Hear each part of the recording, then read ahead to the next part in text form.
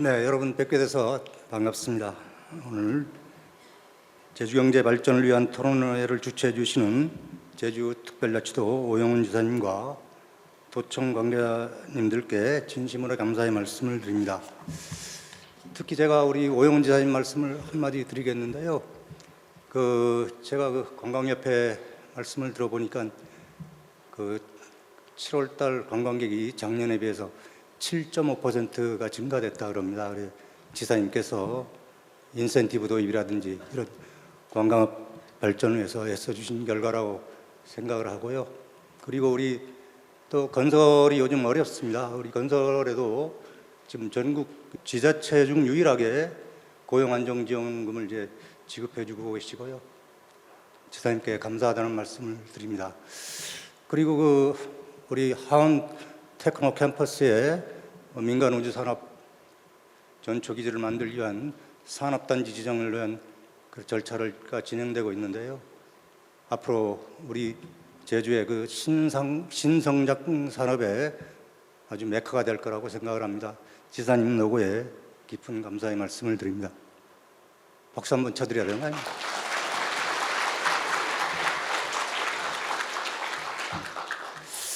2025 제주경제 발전을 위한 토론회에 상공인 여러분을 포함해서 참석해 주신 도민 여러분, 주제 발표를 맡아주신 상명대학교 이동진 교수님과 경제 토크쇼 패널 여러분에게도 감사의 인사를 드립니다. 오늘 도민 토론회의 대주제로 새 정부의 출범과 제주의 대응 전략을 선정하였는데, 새 정부의 정책들이 제주 경제에 큰 영향을 미칠 것이라는 점에 여러분 모두 공감하시리라고 생각을 합니다. 구체적으로 새 정부에서는 실용적 시장주의를 내세우며 기본소득과 주 4일제의 단계적 도입, AI 100조 투자, 노동법 개정, 상법 개정 등 다양한 분야에서 변화와 혁신을 시도하고 있습니다. 그리고 이러한 정책들이 제주 경제에도 중대한 변화를 가져올 것으로 예상됩니다. 때문에 각 정책들에 대해 민첩하게 대응할 수 있어야 지역 경제도 안정적으로 경쟁력을 확보할 수 있을 것입니다. 그런 의미에서 오늘 토론회를 통해 도민 여러분과 각 분야 전문가들이 한 자리에 모여 의견을 나누는 것이 매우 중요하다고 생각을 합니다. 여러분들의 소중한 뜻이 앞으로 제주 경제를 성장시키는 좋은 정책들로 추진될 수 있기를 기대합니다. 여러분 대단히 감사합니다.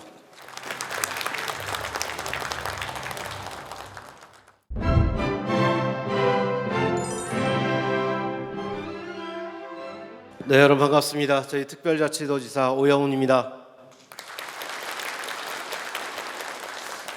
이 상공인들을 만날 때는 언제나 좀 떨리는데, 오늘은 그래도 무거운 분위기에서 조금 긍정적이고 밝은 분위기에서 여러분들을 만나는 게 아닌가 해서 매우 다행스럽게 생각합니다.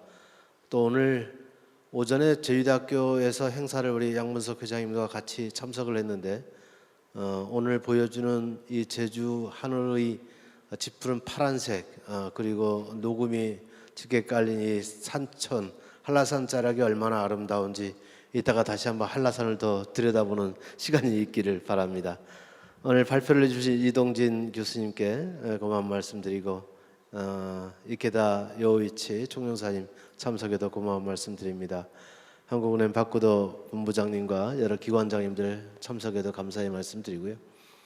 최근 아까 양문석 회장님도 말씀하셨지만 다행히 7월 들어서 7.5% 7월 평균 관광객 증가 현상을 확인하고 있습니다.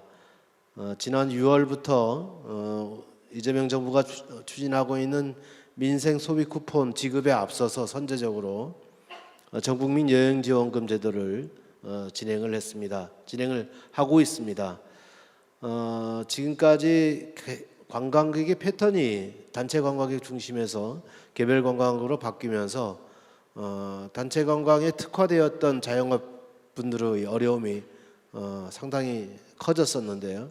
이를 만회하기 위해서 저희들은 15인 이상 단체에 대한 예산 지원 정책을 설계를 했고, 그래서 15인 이상만 어떤 단체든 함께 오게 되면 동창회든 친목이든 또 노동조합이든 어떤 단체든 함께 오기만 하면 1인당 3만 원 이상의 예산을 지원해주는 탐나는 저는 소비로 연계될 수 있는 제도를 시행하고 있는데, 제도 시행 한 달 동안에 하루에 700건, 800건 이상의 문의 전화가 쇄도하고 있고, 또 많은 관광객 증가로 이어지고 있는 것은 민생 소비 쿠폰 제도와 연결된 시너지 효과를 더욱더 크게 내고 있다, 이렇게 생각합니다.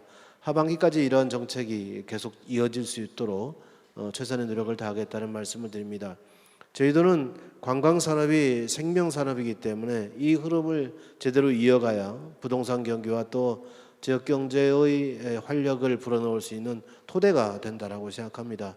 그런 과정에서 최근 건축 인허가 관련 데이터를 보면 최근 2년간에 가장 많은 상승세로 나타나고 있다는 점도 매우 고무적인 상황이라고 생각합니다. BIS 경기 전망 지수라든가 소비자 물가 지수 등도 여러 가지 지표가 개선되고 있는 것을 확인하고 있다는 말씀을 드리고, 이러한 전반적인 지표 개선이 하반기 민생 경제의 활력으로 이어지길 바라고, 그리고 원래 저희들이 목표로 하고 있는 연평균 경제 성장률 3%에 도달할 수 있도록 더욱더 타이트하게 관리해 나가겠다는 말씀드립니다. 자세한 내용과 관련해서는 오늘 또 패널 토론이 예정되어 있기 때문에 패널 토론 과정에서 저희도가 추진하고 있는 다양한 경제정책, 산업정책의 내용에 대해서 공유할 수 있도록 하겠습니다. 아무쪼록 오늘 경제대 토론회를 계기로 우리가 함께 경제가 도약될 수 있도록 함께 마음과 열정을 모아주셨으면 좋겠습니다. 함께 와주신 모든 분들께 감사드립니다. 고맙습니다.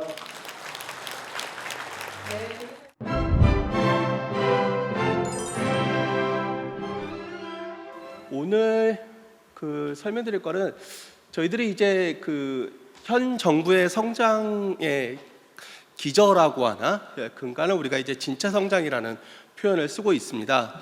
고객은 이제 저를 비롯해서 한 6, 7명의 이제 경제학자들이 몇 년 동안 이제 고민을 해가면서 좀 전략들을 다듬었었는데요. 이게 다행히 이제 이번 선거 기간에 그 전략으로 채택이 되면서 이거를 중심으로 선거 운동도 했고요.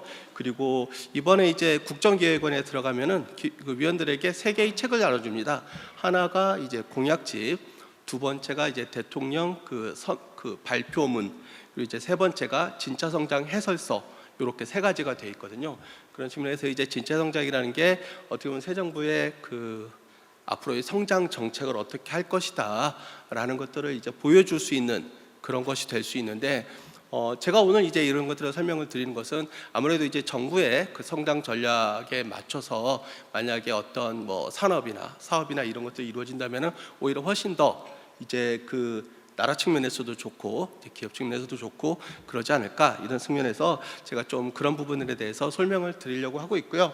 단지 한 가지 이제 죄송한 점은 제가 아직까지는 이제 국정기획위원회가 끝나지 않았다 보니까 국정기획위원회에 있는 내용은 하나도 말씀을 드릴 수가 없습니다. 그래서 좀 내용 자체가 구체적이지 못하고 좀 벙벙하게 들릴 수도 있는데요. 그런 부분들은 좀 양해를 해주셨으면 감사하겠습니다.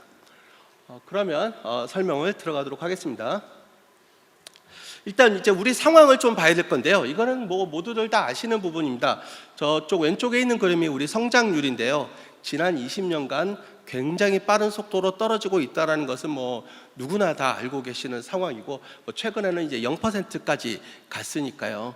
이런 그림은 제가 다른 나라의 사례를 다 뒤져봐도 없습니다. 우리나라 정도 되는 수준에서 이 정도로 빠르게 떨어지는 나라는 우리나라가 거의 유일하다고 볼 수 있고, 일본이 비슷하지만 일본은 한꺼번에 팍 떨어지고 갔는데요. 우리는 20년째 계속 떨어지고 있는 상황입니다. 오른쪽 그림은 이대로 가다 보면은 마이너스 성장이 곧 온다, 이런 말씀을 드릴 수 있을 것 같고요. 그러면 왜 그러느냐, 어디에 문제가 있느냐, 이를 좀 따져봐야 되는데, 이번에 저희들이 보고 있는 것은 생산성 부분입니다. 보통 공급 측면에서 성장을 얘기할 때 3가지를 얘기합니다. 노동, 자본, 생산성. 저희들은 생산성에 집중을 하고 있는데요. 저 왼쪽 그림을 보시면은 생산성이 어떻게 성장해 왔나를 볼 수 있는데요.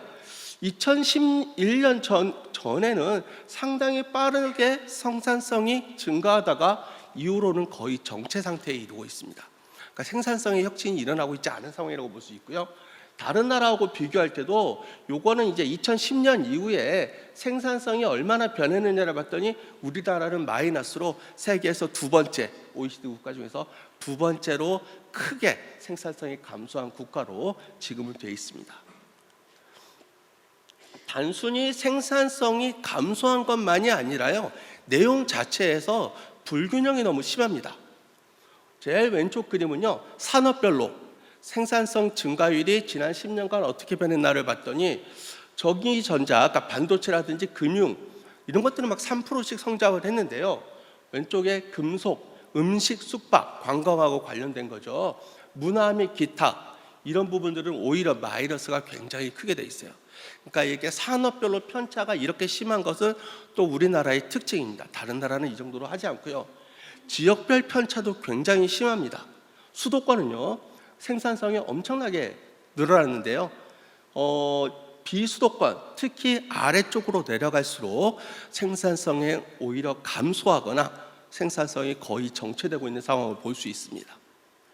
그리고 제일 오른쪽 그림은요, 요거는 기업의 별로 생산성이 얼마나 다른가를 보여주는 건데요. 보통은 중소벤처기업들 이런 분들이 되게 다이나믹하고 생산성을 막 끌어올려주는 그런 어떻게 보면 휘발유 엔진의 그런 그 연료 같은 역할을 하는데요. 제일 아래쪽이 이제 벤처 신생 중소기업들인데 예전에는 이 기업들이 굉장히 빠르게 성장하다가 지금은 정체가 됐습니다. 그래서 생산성의 증가가 일어나지고 있지 않은 상황이다. 이게 우리나라의 현재 상황이라고 볼 수 있고요. 글로벌 여건도 굉장히 안 좋습니다. 왜 그러냐면은 옛날에는 선진국에서는 산업 정책이라는 걸 안 했어요. 왜냐하면 산업은 기업들이 알아서 하는 건데 왜 정부가 나서느냐 이렇게 했는데 세상이 바뀌었습니다. 지금은 산업 정책이 부활했다 그래요. 모든 나라들이 산업 정책을 펴고 있는데 특히 기술 이쪽에 굉장히 지금 그 경쟁이 심화되고 있어요. 저 오른쪽에 왼쪽 아래에 보시면은 미국, 중국, EU, 일본, 인도 이런 나라들이 다 지금 엄청난 이렇게 돈을 들이고 엄청나게 이제 재원을 집중해 가면서 산업 정책을 펴고 있다라는 걸 알 수 있고요. 특히 그 중에서도 AI가 지금은 세계를 선도하고 있다고 해도 과언이 아닙니다. AI 그 자체가 이 산업 중요한 산업이기도 한데요. AI를 도입하는 다른 산업의 생산성도 확 늘려주는 효과가 있습니다. 그러니까 이건 AI 자체로 보는 게 아니라 전체 산업의 생산성을 늘리기 위해서는 우리가 AI가 지금은 엄청나게 중요할 수밖에 없는 그런 상황이 되고 있는 거죠. 자, 그렇다면 우리나라의 상황이 현재가 이렇습니다. 생산성은 굉장히 빠르게 하락하고 있고 그것 때문에 성장률은 추락하고 있고 그리고 생산성 측면에서 보더라도 산업별, 지역별, 그리고 기업별 편차는 엄청나게 심해지고 있고 그리고 세계는 이미 기술 패권 경쟁에 들어가고 있고 이 복잡한 시기에 과연 우리나라는 어떻게 해야 될 것인가? 우리나라는 다시 반등할 수 있는가?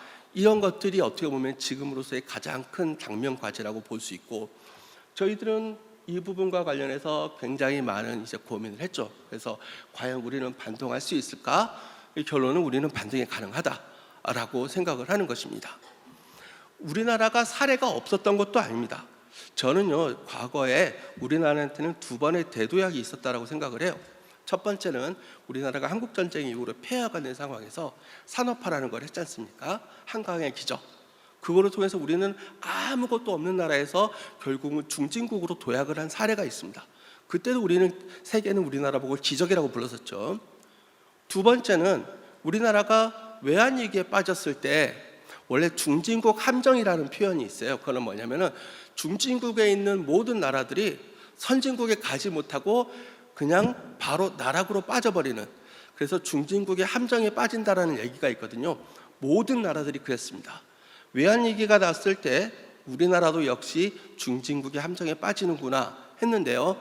그렇지 않았습니다. 우리는 그때 IT혁명, 전국에 이제 김대중 대통령 시기인데 전국에 브로드밴드만 깔고 IT 혁명, 그래서 IT 기업들 막 키우고 그래가지고 오히려 그때 엄청난 성장을 해가지고 우리는 현재 공식적으로는 선진국에 들어와 있는 상황입니다. 그러니까 두 번의 대도약이 있었거든요. 우리는 위기를 대도약으로 극복한 사례가 있었고, 이제 세 번째 대도약이 필요한 시기라고 보고 있는 겁니다. 세 번째 대도약이라는 것은 이렇게 추락하고 있는 이 성장세를 반등시킬, 그럴 만큼의 이거는 단순한 전진 도약 수준이 아니라 과거의 두 번과 같은 수준의 큰 대도약이 있어야 될 것이다 라고 생각을 하고 있고요.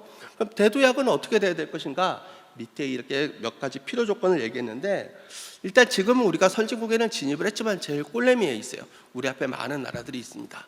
현재 우리는 가만히 두면은 아마 세계에서 최초로 선진국에서 중진국으로 떨어지는 나라가 될 수도 있습니다. 그러니까 지금 이제 선진국에서 제일 앞단으로 가서 경쟁을, 선두권에서 경쟁할 수 있는 위치로 가야 된다라는 게 첫 번째고요. 아까 보신 것처럼 이제는 어느 하나의 산업만 잘 돼가지고는 나라 전체가 잘 될 수 있는 구조가 아닙니다. 우리나라가 너무 커져 버렸습니다. 그러니까 특정 영역이나 특정 산업만이 아니라 경제 전 영역에서 혁신이 일어나야 되는 것이고요. 그 다음에 밑에 수요 기반 이런 밑에 것들은 조금 더 오늘은 이 주제에서 벗어났으니까 이 정도로 말씀을 드리고자 합니다. 그래서 이제 저희들이 생각한 큰 그림은 뭐냐면은, 일단 성장이라는 것도 경제는 뭐든지 다 수요와 공급으로 봅니다. 저쪽에 진짜 성장이라고 얘기하는 게 제가 오늘 드릴 말씀인데요. 요거는 공급 영역입니다. 공급 영역이라는 것은 생산 능력을 갖춘다는 영역이고요. 이게 이제 지금 정부에서는 가장 중요하게 바라보고 있는 것입니다. 생산 능력, 생산성을 올리는 것을 이번에는 핵심 과제로 한다. 그래서 진짜 성장을 틀어뒀고요. 근데 공급만 있어서는 안 되고 수요도 같이 이루어져야 됩니다. 그런 측면에서 이번에는 기본 사회, 그다음에 이제 경제 영토 확대라는 것은 우리 수출 기반 강화, 이런 것들이 같이 이루어지면은 우리 대통령께서 말씀하시는 진짜 대한민국이 이루어질 수 있다. 저희들은 이렇게 생각을 하고 있는 겁니다. 자, 그렇다면 진짜 성장에 대해서 간단하게 말씀을 드리도록 하겠습니다. 일단 진짜 성장이라는 것이 무엇이냐라고 말씀을 드리자면은 몇 가지 키워드로 이제 얘기를 드릴 수 있을 것 같은데요. 첫 번째는 저 위에 써져 있는 것처럼 창조라는 말, 그 다음에 성장 잠재력, 그리고 밑에 있는 파란색에 있는 모두, 저는 요 세 가지가 아마 핵심 키워드라고 볼 수 있을 것 같습니다. 지금은 창조의 시대다. 요거는 뒤에 가서 좀 더 자세히 말씀을 드리겠고요. 진짜 성장 전략의 핵심은 성장 잠재력, 그러니까 잠재 성장률을 높여가지고 우리가 이거를 반전시키겠다는 게 목표이고요. 그렇다면 가짜 성장이라는 것도 있었을 건데, 가짜 성장은 무엇이냐? 여기 보시면 인위적으로 경기를 올리는 것, 예전에 빚내서 집 사라든지 4대 강으로 이제 한다는 건지, 이런 것들은 저희들이 이제 가짜 성장이라고 보는 거고, 기술 혁신, 생산성 증가를 통해서 잠재 성장률을 반등시키는 것이 저희들은 진짜 성장이라고 보고 있습니다. 그리고 밑에 보면은 두 번째가 있는데요. 저희들은 이 두 번째도 굉장히 중요하다고 생각을 합니다. 뭐냐면은요, 여기 제가 그대로 읽어보면은 국민 모두가 혁신과 가치 창출에 참여하고 성장의 과실을 누리는 체감 가능 성장, 이렇게 되어 있는데요. 아까 말씀드린 것처럼 우리나라는 경제 규모가 너무 커가지고요, 몇 개 전략 산업이 성장하는 것만으로는 경제 전체가 좋아지진 않습니다. 이제는 전 산업 영역, 전 지역 영역에서 성장이 이루어져야, 혁신이 이루어져야만 나라 전체의 성장률이 올라갈 수밖에 없는 상황이거든요. 그래서 과거에는 우리가 경제 정책 방향이나 이런 것들 보시면 주로 전략 산업 요거를 키우겠다라고 말씀들을 많이 하셨는데, 이거 가지고는 안 된다라는 측면에서 저희들은 두 번째로 모두의 성장, 요거를 이제 키워드로 잡았습니다. 그래서 간단하게 구조도를 이렇게 말씀을 드리면은요, 제일 위에 이제 저희들이 말씀드린 진짜 성장이 있습니다. 진짜 성장의 비전은 경제산업 대도약이라고 표현을 썼는데요. 아까 제가 말씀드린 것처럼 대도약은 세 번째, 과거에 두 번이 대도약을 통해서 우리 경제를 반전시킨 것처럼 이번에도 우리 경제를 한번 다시 반전시켜보자, 이런 측면에서 경제산업 대도약을 비전으로 내세웠고요. 그 밑에 보면은 세 가지 전략이 있습니다. 첫 번째가 기술 주도, 지금 기술 패권 경쟁 시대라고 말씀을 드렸죠. 기술 주도 성장이 첫 번째고, 그 다음에 모두의 성장, 한쪽에서만 일어나는 성장은 안 된다. 모두의 성장이 두 번째, 이 두 가지가 혁신의 영역이고요. 그 다음에 기회의 공정 차원에서 공정한 성장도 세 번째 축으로 넣었습니다. 요 3대 전략을 추구하는 게 어떻게 보면 이번 정부에서 가장 핵심적으로 추구해야 될 내용이고, 그에 맞추어서 정책 방향도 만들어내고 있고요. 그러면 이 그 전략을 달성하기 위해서는 과제가 있어야 되잖아요. 총 이제 5개의 과제를 저희들이 제시하고 있습니다. 기술주도 성장 쪽에서 보면은 첫 번째가 이제 AI 혁신 생태계 구축, 그리고 미래 전략 산업 육성이라고 되어 있는데요.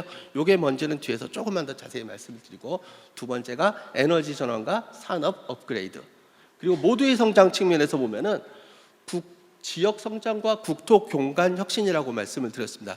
이번에는 전 국토가 혁신의 공간이 되어야 된다. 수도권에서만 혁신이 일어나는 것은 안 된다라는 것들을 굉장히 중요하게 보고 있고요. 그 밑에는 중소벤처. 결국 그 나라의 어떻게 보면은 그 다이나믹을 만들어내는, 역동성을 만들어내는 것은 중소벤처기업이다. 여기를 저희들이 키우고 이와 함께 과학기술 혁신 생태계도 이루겠다. 이렇게 보는 거고, 마지막 5번째가 이제 공정과 상생의 질서 구축, 이렇게 지금 보고 있습니다. 조금만 더 디테일하게 말씀드리면요, 아까 제가 대도약, 비전을 대도약이라고 했죠. 요 빨간 선으로 보시는 게 아까 우리 성장률 떨어지는 그 곡선이라고 보시면 됩니다. 그러니까 저희들의 목표는 뭐냐면은 요 떨어지는 것을 한번 반전시켜 보겠다라고 하는 겁니다. 파란 선으로. 이게 바로 이제 잠재 성장률을, 이제 떨어지는 잠재 성장률을 올라가는 성장률로 바꾸는 것을 목표로 하겠다. 이렇게 지금 목표를 잡고 있는 거고요. 그래서 이거에 맞춰 가지고 만약에 대도약이 이루어진다면 우리 모습은 어떻게 될까? 이렇게 생각하면은 AI 3대 강국에 들어갈 수 있다. 지금 우리나라의 순위는 한 7위 정도로 보고 있는데, 이번에 우리 전략이 달성된다면은 우리는 명실공히 AI 3대 강국에 들어갈 수 있지 않느냐? 잠재 성장률 지금은 이제 2%도 안 되고 있는데 우리가 노력하면 3% 돌성할 수 있지 않겠느냐? 이렇게 보고 있고, 국력은 보통 이제 소프트 파워와 하드 파워의 합으로 보는데요. 우리나라는 지금 보면 한 6위에서 9위 정도 보이는데, 소프트 파워, 하드 파워를 합친 측면에서 우리는 세계 5강에 이룰 수 있을 것이다 라고 저희들은 보고 있는 것입니다. 그다음 전략에 대해서 하나하나씩 설명을 드리겠습니다. 첫 번째, 아까 전략 중에 첫 번째가 기술 주도 성장이라고 했는데요. 여기서도 중요한 것은요, 추격형, 모방형이 아니라 창조형이라는 것들을 저희가 강조하고 있어요. 이게 무슨 말이냐면은, 저희들이 제일 앞에 있는 선진국들하고 차이가 많이 벌어졌을 때는요, 선진국을 기술을 카피만 해도 우리는 충분히 따라갈 수 있었습니다. 근데 지금은 너무 붙었어요. 그래가지고 카피하는 걸로는 이젠 더 이상 앞으로 나갈 수가 없는 상황입니다. 그런데도 아직까지도 모방형 혁신을 계속 추진한다? 그거는 이제 우리가 더 이상 성장을 안 하겠다는 것과 마찬가지거든요. 그러니까 지금은 뭐냐면은 우리는 선도형으로, 창조형으로 선도형 기술 주도로 가겠다. 그래서 맨 앞단에서 경쟁할 수 있겠다. 경쟁하겠다. 요것이 어떻게 보면 이제 기술 주도 성장에서의 가장 핵심이라고 볼 수 있습니다. 요게 단적인 예가 어떤 게 있느냐면요, 저희들이 이제 막 전략을 짜면서 이번에 선거를 하면서 여러 가지, 예를 들면 AI에 관해서 여러 가지 의견이 있었습니다. 근데 그런 쪽에서, 한쪽에서는 그렇게 얘기해요. 야, 챗GPT 이런 것들이 너무 이미 성장했는데 우리가 그런 것들을 파운데이션 모델이라고 하는데, 야, 우리나라는 그런 거 만들지 말자. 그냥 챗GPT 가져다가 응용이나 잘하면 괜찮을 것 같다 라고 생각했는데, 저희들이 보기에는 그거로는 절대 우리는 앞으로 나갈 수가 없다라고 보는 겁니다. 그래서 이번 공약에 국가대표 파운데이션 모델을 만들겠다고 하는 것처럼, 우리도 당당하게 파운데이션 모델부터 경쟁을 해서 우리가 시장을 개척할 수 있고, 충분히 이것이 이제 진짜로 우리의 성장 잠재력을 높일 수 있는 방법이다, 이렇게 보고 있는데요. 그런 측면에서 우리가 단순한 추격형이 아니라 선도형이라고 우리가 지금 얘기를 드릴 수 있는 것이고요. 가끔 이제 요 기술 주도 성장에서 우리가 막 아까 AI 100조 막 이렇게 얘기하니까 무슨 정부가 주도해서 이거를 나가겠다는 것이 아니냐 이렇게 하는데요. 절대 그렇지는 않습니다. 어떤 식으로든 혁신은 정부에서 일어나지 않고 민간에서 일어납니다.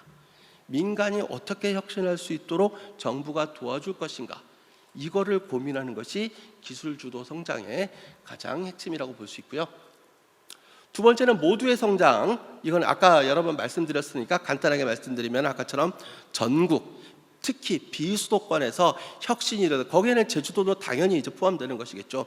비수도권에서의 혁신을 어떻게 만들어내실까가 관건이 되었고, 두 번째는 중소벤처에서 어떻게 혁신이 일어나서 여기가 다시 한번 우리나라를 끌고 가는 하나의 축으로 될 수 있을 것인지, 이것이 이제 모두의 성장에서는 핵심이라고 볼 수 있고요. 그다음 뭐 공정한 성장은 여러분들 아시는 내용이니까 살짝 넘어가도록 하겠습니다.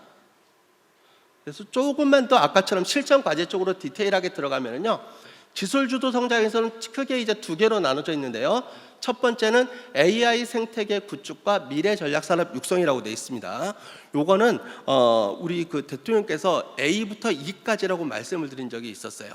A부터 F까지. 그게 뭐냐면 A는 AI, 그다음 B부터는 바이오, 컨텐츠, 방위, 그러니까 방위 우주, 그 다음에 에너지, 그 다음에 전통, 이제 산업, 이렇게 5가지인데요.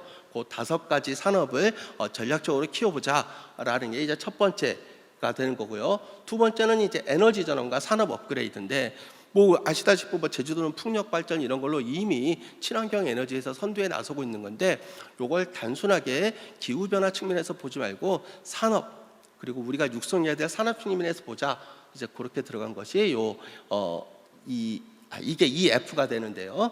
이것이 한 축으로 이렇게 갈 수 있을 것 같고요.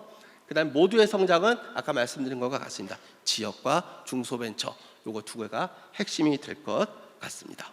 지금 시간이 많지 않은 관계로요, 나머지들은 좀 간단하게 넘어가도록 하고, 제주도에 대해서 설명을 드리는 걸로. 이미 저희 성장 전략에 맞춰서 준비가 다 되어 있으시더라고요. 그래서 이렇게 보시면은 아까처럼 이제 기술주도 성장 측면에서 여기 보시면은 AI 혁신 생태계 구축과 미래 산업 육성, 에너지 전환과 산업 업그레이드 이래가지고 쭉 해서 지금 AI 쪽에서도 4가지, 그리고 에너지 전환 산업 업그레이드에서도 이미 4가지에 대해서 이미 이제 준비를 하고 계시고요. 내용 자체도 보니까 이제 굉장히 훌륭합니다. 여기 보시면은 제가 UAM 상용화 거점 도시 이런 것들을 성공한다면은 아주 세계적으로 이제 그런 게 되겠죠. 그러니까 얼마나 디테일한 있는가지는 아직 보지 못했습니다.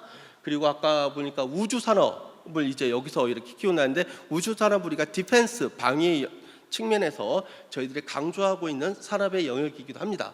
그리고 에너지 전환과 산업 업그레이드 측면에서 뭐 이미 재생에너지 쪽에서는 이미 제주도가 많이 발전을 하고 있는데, 그거를 뭐 이제 개발 이익 공유라든지 오히려 더 확장하겠다 이렇게 돼 있는데, 뭐 한 가지 요 에너지 고속도로는 이제 공약이 없는 사항이라서 요 부분은 제가 잘 이해를 못 하고 있는 것이기는 합니다.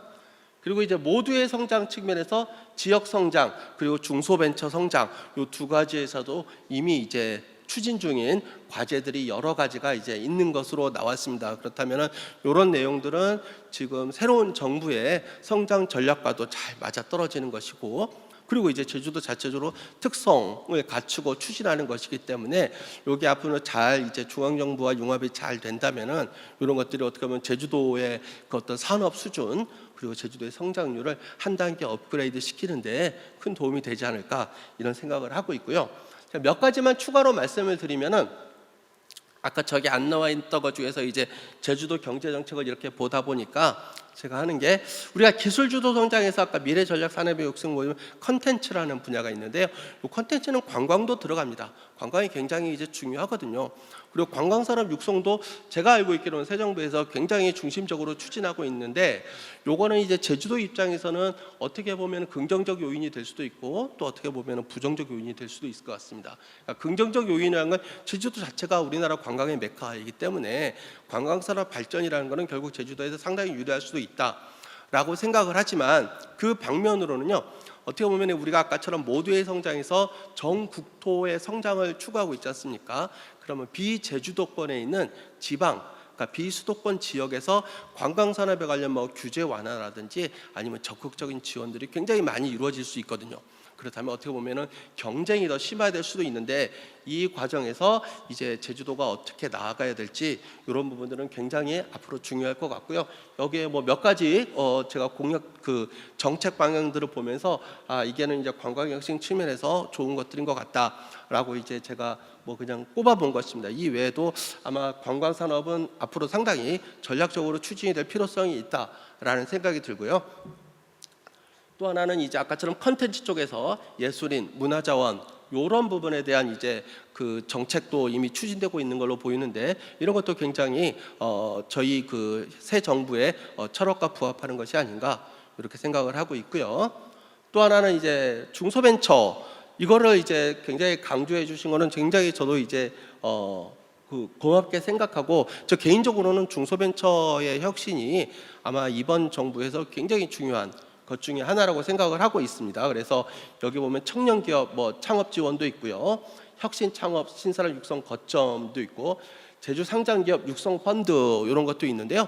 특히 이 세 번째와 관련해서는 아까 그 저기 상공회 소장께서 이번 정부에서 100조 투자 AI 투자도 얘기했지만 그거 외에 국민 펀드도 있습니다. 국민 펀드라는 것이 국민들에게서 이제 자금들을 모아서 이거를 이제 벤처 기업들에 투자를 해서 우리나라도 이제 엔비디아나 TSMC 같은 그런 어떤 그 큰 기업들을 한번 키워보자 이렇게 해서 육성을 하고 있는데 요거를 이제 지역 경제, 지역 벤처하고 연결시켜서 추진이 많이 될 것 같은데요. 지금 상자기업 육성 펀드라든지 이런 것들을 보면은 그거와도 부합하는 것 같고 요거를 이제 앞으로 뭐 8월 중순 이후에 아마 제대로 안이 나왔을 때는 같이 결합해가면서 훨씬 더 시너지 효과를 낼 수 있게 만들 수 있지 않나 이렇게 생각을 하고 있습니다. 짧은 시간에 대해서 제가 좀 너무 빠르게 얘기 드린 감은 있는데요. 어느 정도 이해를 부탁드리고요. 앞으로 아무튼 저희 그 새 정부가 잘 되는 것도 굉장히 중요하고 그리고 우리 제주도 산업이 지금보다 훨씬 더 발전해서 더 풍요롭게 되기를 저도 마음껏 기원을 하겠습니다. 감사합니다.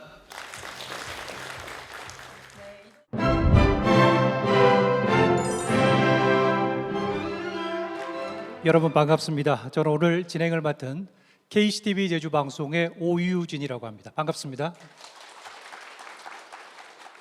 네, 지금부터 도지사와 함께하는 경제 토크쇼를 시작하겠습니다. 새 정부의 경제 정책 방향과 제주의 시사점을 잘 정리해 주셨는데요. 네, 한마디로 요약하자면은 우리 성장과 생산성의 위기도 말씀을 해 주셨습니다만은 정부가 이제 기술로 미래를 만들어 갈 테니 제주는 테스트베드로서 잘 이끌어 달라 이렇게 희망적인 메시지도 주셨습니다. 네, 토크쇼 시작에 앞서서 우리 우영훈 지사님께 한번 여쭤보고 싶은데 주제 발표 쭉 들었지 않습니까? 네, 어떻게 들으셨습니까? 네, 이동진 교수님 좋은 말씀 감사드리고 특히 새 정부 출범 이전에 이제 지난 대통령 선거 과정에서 공약이 마련되어지고 그 공약이 마련되어지는 과정에 저희도의 핵심 과제를 어떻게 반영할 것인지에 대해서 민주당 정책이라든가 다양한 방식의 소통 창구를 통해서 협의를 진행해 왔고 그 과정에서 저희도가 추진했던 20가지의 전략 과제 중에 16가지가 대통령 공약에 반영되는 성과도 있었습니다. 그런 과정이 지금 국정기획위원회 과정으로 진화가 되고 있고 또 협의가 되고 있다는 점 그런 과정에서 오늘 발표한 내용과 우리가 준비했던 내용이 기조와 방향이 같다 저는 그렇게 판단한다는 말씀을 드리고요. 기술 특히 오늘 핵심은 저는 기술주도 성장과 모두의 성장이라는 화두라고 생각합니다. 이 기술주도 성장은 우리가 추진하고 있는 대표적인 기술주도 성장 산업이 민간우주 산업의 육성이고요. 그린수소 전주기 생태계를 만들어내는 것, 에너지 대전환과 연결시켜 나가는 것, 그리고 UAM과 이런 사업들도 전부 다 기술주도 성장 사업들입니다. 이런 부분들이 새로운 정부의 정책에서 주요 경제 정책의 기조로 갈 수밖에 없다라는 것, 이것은 우리한테 기회의 요인이 될 것이라고 생각합니다. 모두의 성장과 관련돼서는 이런 기술적 성장을 통해서 혁신을 통해서 그 성과가 국민들 삶에 골고루 반영될 수 있도록 가야 한다는 점으로 저는 인식을 하고요. 그러면 전체 저희 도민의 사회 구성원들에게 모두의 성장의 과실이 어떻게 돌아가도록 할 것이냐가 대단히 중요한 겁니다. 한쪽에서는 기술 혁신을 이루는 기술 주도 성장을 이끌어 나가고 또 한편에서는 그동안 제주의 생명 산업이라고 할 수 있는 관광 산업과 그리고 1차 산업을 어떻게 경쟁력을 높여 나가면서 모두의 성장으로 전환될 수 있도록 할 것이냐의 문제거든요. 그러면 저는 이 관광과 1차 산업에 있어서 AI 디지털 대전환과 에너지 대전환을 어떻게 이끌어내서 경쟁력을 높여줄 것이냐, 그것이 저는 모두의 성장으로 가는 지름길이라고 생각합니다. 저희들은 그런 점에 있어서 이미 에너지 대전환 정책을 지난해 5월 1일 날 발표를 했고, 물론 탄소 중립 목표년도를 정부 목표년도보다 15년 앞당기는 과감한 정책을 발표했고, 지난해 12월 4일 날에는 AI 디지털 대전환 정책을 발표하면서 이미 대전환에 여러 가지 선제적인 조치들을 취하고 있다는 점은 기술 주도 성장과 모두의 성장을 이룰 수 있는 좋은 조건을 이미 만들어 놓고 있다라고 생각합니다. 앞으로 정부 정책이 국정기획위원회에서 결정이 되어지고 각 부처별로 내년 예산안에 반영시키는 이런 과정까지 우리가 촘촘히 잘 준비한다면 제주도로서는 새로운 기회가 올 것이라 그렇게 생각합니다. 네, 정부와 제주도가 더 긴밀하게 정책 연계를 해야 되겠다. 다시 한번 강조를 해주셨습니다.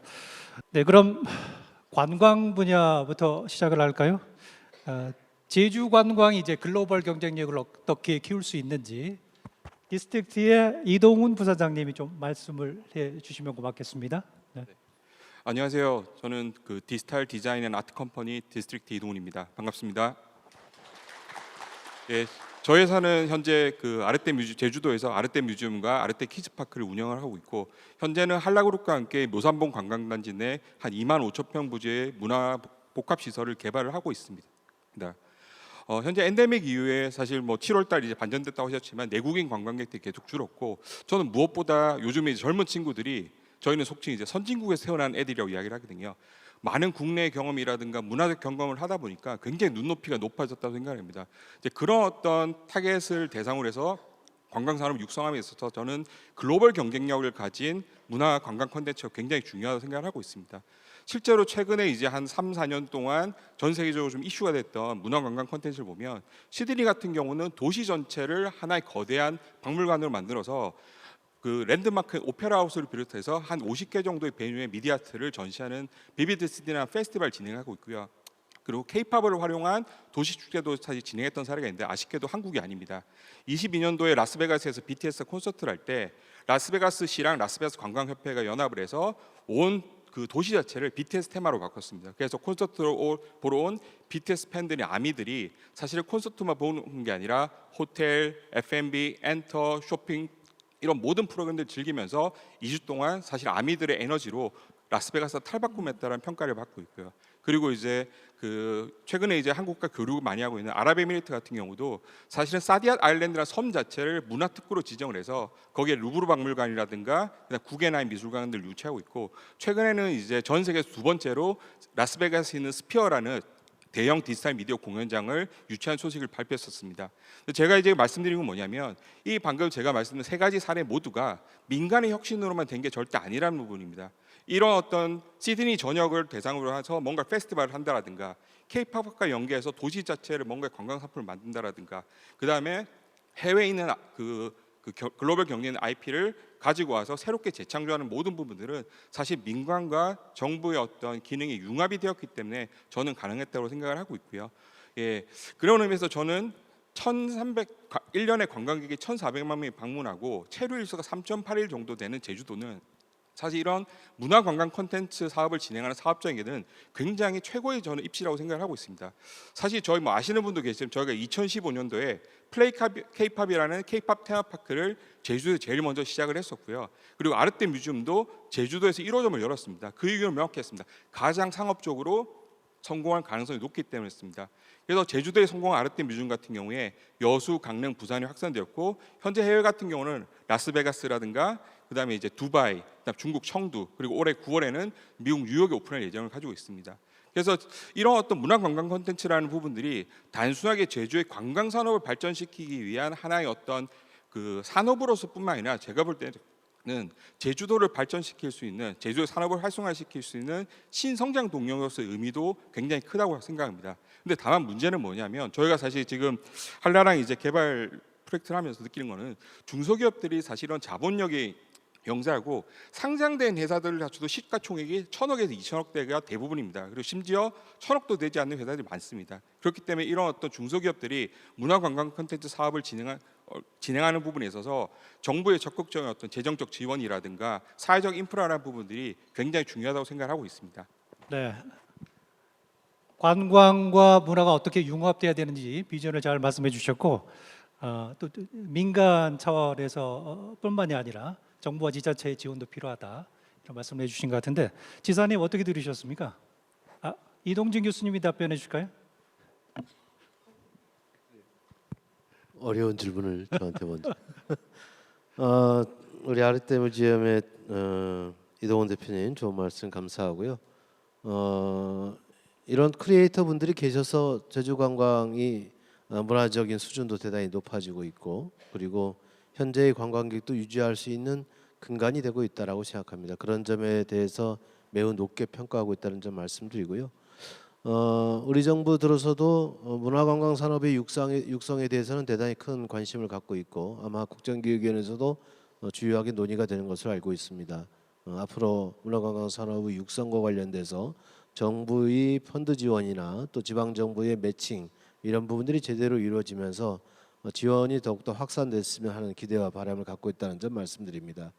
다만 저희 지방 정부 차원에서 준비하고 있는 것을 말씀을 드리면 우선 가장 먼저 저희들이 해야 될 것은 관광 산업의 디지털 전환에 있어서 결제 기반 서비스를 바꿔주는 게 대단히 중요합니다. 그래서 특히 외국인 관광객이나 이런 분들이 화폐 자체를 갖고 다니지 않기 때문에 모바일 결제, QR 결제 시스템으로 지금 전부 다 바꾸고 있다는 말씀을 드리고요. 그리고 관광 디지털 NFT 기반의 관광 디지털 도민증을 만드는 작업을 지금 준비를 하고 있고 나우다라는 이름으로 출시를 지금 바로 앞두고 있는데요. 제주도를 찾아주는 수많은 관광객들에게 NFT 기반의 디지털 관광증이 발급된다고 하면 대단히 큰 파급 효과가 있지 않을까라는 기대를 하고 있습니다. 이런 점이 민간의 관광 산업과 문화 산업을 육성하는 데 큰 도움이 되기를 바란다는 점 말씀드립니다. 두 번째는 최근에 저희들이 하반기 조직 개편을 하면서 새롭게 선을 보인 조직이 새정부 경제정책 추진기획단입니다. 여기에는 새정부가 추진하고 있는 여러 경제정책 중에 제주도에 부합되는 것들을 우선적으로 하는 정책인데요. 그 중에서도 저희들이 관심을 가지고 있는 것은 크리에이터 경제 모델 경제 추진단입니다. 그래서 이미 팀 단위로 지금 조직을 출발을 시켰고 저희 지역에서 크리에이터 활동이 가장 활발히 일어나고 있기 때문에 이 모델을 어떻게 하면 제주도 전 지역으로 확산시키고 또 전국에 이런 모델들이 전파될 수 있도록 할 것인가라는 점에 주목하고 있다는 점 말씀드립니다. 이런 활동들이 문화관광 산업을 발전시키는데 도움이 될 수 있을 거라고 생각합니다. 답변 잘 들었고요. 문화 콘텐츠 전략에 이어서 이번에는 디지털 기술, 특별히 AI에 대한 얘기를 해보도록 하겠습니다. 한라대학교의 안성준 교수님께 마이크 남겨보겠습니다. 예, 반갑습니다. 한라대학교 안성준이라고 합니다.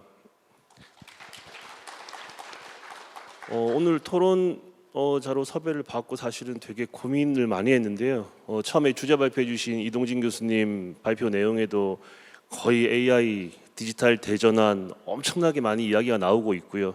요즘 이제 어디 가도 빠지지 않는 이야기입니다. 그만큼 흔하지만 동시에 이렇게 토론을 하러 와서 뭔가 이렇게 말씀드리기에 어떤 새로운 걸 말씀드릴 수 있을까 고민을 많이 했었고요. 우선 시간이 짧아서 제가 이제 준비한 걸 간단하게만 말씀드리면 일단 AI가 지금 이제 막 나오는데 이게 이제 4차 산업혁명, AI 클라우드 포함해서 ICT 혁명 이렇게 이야기가 나오는데 우선 이제 제주 경제를 생각할 때 우리 제주도민 모두가 일단 기본적으로는 이제 AI가 새로운 신기술이 아니다라는 생각을 좀 가져주셨으면 좋을 것 같습니다. 무슨 이야기냐면 AI는 어쨌든 지금 기술의 특이점으로 이제 이미 다 우리 주변에 와 있고요. 우리가 그러면은 기술 말고 이 AI를 가지고 활용하고 경제에 도움이 되려면 사실은 문제를 푸는 것들은 이미 AI 도구들이 잘 풀 수 있다라고 생각을 하고요. 우리가 그러면은 어떻게 문제를 정의하고 어떻게 문제를 만들고 어떻게 새로운 것들을 만들어내느냐, 이것이 이제 제일 중요하다고 생각을 하는데 그 측면에서 이제 단기, 중기 과제가 하나 있다라고 생각을 하고요. 중장기 과제로 또 하나가 있다고 생각을 하는데 짧게 우리가 서둘러서 해야 되는 것은 뭐 혹자들 이야기로 뭐 AI 더하기 X 뭐 그다음에 도메인 전문가 이런 이야기를 하는데 결국 이제 우리가 제주도의 1차 산업, 관광 산업 이런 분야에서 저희 같은 AI 전공하는 사람들이 가서 문제를 풀려고 해도 그 분야가 어떤 문제를 가지고 있는지 어떤 걸 풀려고 하는지를 모릅니다. 저희는. 그러니까 실제로 그 분야의 전문가들에게 AI에 대한 교육을 시급하게 시켜서 그분들이 어떤 걸 필요로 하고 어떤 것들을 풀고 싶어 하는지 그것을 공론화시키는 게 제일 필요하다고 생각을 하고요. 그것을 단기, 중기로 추진했으면 좋겠고 그다음에 조금 이제 중장기로 추진했으면 좋겠다라고 생각이 되는 것은 저는 이제 고향이 제주도가 아닌데 제주도에 와서 이제 봤더니 산업에 제조업이 없고요. 저는 이제 제조업 있는 회사에 10년을 다니다가 왔는데 제조업이 없고 그러다 보니 경제 기반이 이렇게 그런 쪽으로 탄탄하지 못합니다. 그러면 제주도에서 뭘 할 수 있을까? 자연을 보호하면서 그래도 이제 산업을 발전시키기 위해서는 지식 기반 산업으로 제주도가 가는 게 어떻겠느냐라는 생각을 개인적으로 많이 했고요. AI 시대하고 디지털 전환 시대를 맞아서 가칭 제주 고등수학 연구소라는 것을 제주도에 유치를 할 수 있다라고 하면 지금 라이즈 산업의 런케이션 이런 부분과 같이 이렇게 시너지 효과를 내면서 세계적인 석학이 제주도에 와서 수학 연구를 하고 그분들에게 자문을 받기 위해서 많은 회사들이 또는 벤처 회사들이 AI 관련된 회사들이 제주도에 같이 와서 알고리즘을 개발한다라든지 이런 것들을 하면서 제주 경제가 같이 동반 성장할 수 있는 계기가 되지 않을까라고 생각을 합니다. 그래서 저희가 막 이렇게 AI 기술의 앞부분만 보지 말고 실제로 그 안에 숨어 있는 우리가 어떤 문제를 정의하고 어떤 것을 만들어 나갈 수 있는가 그런 것들을 고민하는 시간이 되었으면 좋겠습니다. 예, 이상입니다. 네, 잘 들었습니다. AI는 우리 익히 알겠지만은 앞으로 우리 개인, 조직 그리고 국가의 경쟁력까지를 좌우하게 될 아주 중요한 요소가 될 거라는 게 분명합니다. 결국 개발, 활용 이 모든 게 이 AI를 쓰는 사람의 역량에 달려 있다. 이거 강조해 주신 것 같고요. 또 고등수학 연구소, 연구소 설립 제안도 지금 아직 하고 계신 거죠? 예. 지사님 이 들으시면서 어떤 생각하셨습니까? 네, 안 교수님 좋은 제안 감사드리고요. 문제의식에 저는 100% 공감합니다. 제주에 살고 있는 분들이 산업 현장에 있는 분들이 AI를 통해서 문제를 해결할 수 있는 시스템을 마련해 주는 것, 접근할 수 있도록 해주는 것 대단히 중요하고요. 한 예를 들어서 제가 지난해 도민대학을 운영하고 있는데 읍면 지역에 있는 농협에 있는 공간을 활용해서 챗GPT 교육을 했습니다. 그런데 모 농협 같은 경우에는 경쟁률이 5대 1이었습니다. 대적 농협인데요. 모든 욕구를 다 충족시키지 못할 정도로 현장에서의 욕구가 크다는 거죠. 그만큼 이게 1차 산업 분야에 있든 2차 산업 분야에 있든 3차 산업 분야에 있든 인공지능을 적용해서 AI를 적용해서 현재의 문제를 풀려고 하는 그런 니즈가 대단히 높다. 그래서 이와 관련된 인재 양성 사업이 본격화돼야 한다고 생각합니다. 그래서 최근에 한라대학과 제주도가 추진하고 있는 것 중에 하나는 아마존 글로벌 기업들 여러분 다 아실 겁니다. AWS라고 해서 아마존 웹 서비스 회사죠. AWS와 한라대학과 저희 제주도가 함께 AI 인공지능 그 과정을 하반기 9월부터 개설해서 운영을 하게 됩니다. 앞으로 이런 프로그램들이 좀 더 대중적으로 어떻게 확산시킬 것인가에 대한 고민을 하고 있다는 점 말씀드리고요. 그리고 이 AWS나 또 네이버 클라우드나 저희들이 행정 분야에서 어떻게 AI를 적용할 것인지에 대한 논의를 계속해서 진행을 하고 있습니다. 행정 업무 처리를 더욱더 고도화하고 더 단순화하면서 예산도 절감시키고 인력도 최소한으로 배치하는, 또 그 인력을 다른 인재 양성 과정에 투여를 한다든가 새로운 산업 비즈니스 영역에 투여한다든가 이런 접근을 할 수 있기 때문에 충분히 가능하다는 생각을 갖습니다. AI를 통해서 할 수 있는 다양한 영역이 있지만 우리는 우선은 인재 양성 사업을 좀 더 대중적으로 하는 인재 양성 사업의 플랫폼으로서 제주가 기능할 수 있도록 하는 게 대단히 중요하겠다는 생각을 하고 있다는 점 말씀드리고요. 아까 고동수학연구소나 뭐 이제 이런 제안도 주셨는데 지금 저희들이 생각하고 있는 것 중에 하나가 이제 고등인재융합원 설립을 목표로 지금 저희 대학이 추진하고 있는 글로컬 대학과 연계해서 사업을 준비하고 있습니다. 세계의 석학들을 제주에 모셔서 제주에서 여러 가지 연구 활동이나 또 여러 가지 강연 활동들이 가능할 수 있도록 하는 시스템을 얘기하고 있는 건데요. 이런 부분들이 지금 함께 교육부하고 협의가 되고 있기 때문에 원래 결정이 되게 되면 본격적으로 제주에서 먼저 하게 될 것이라는 점 말씀드립니다.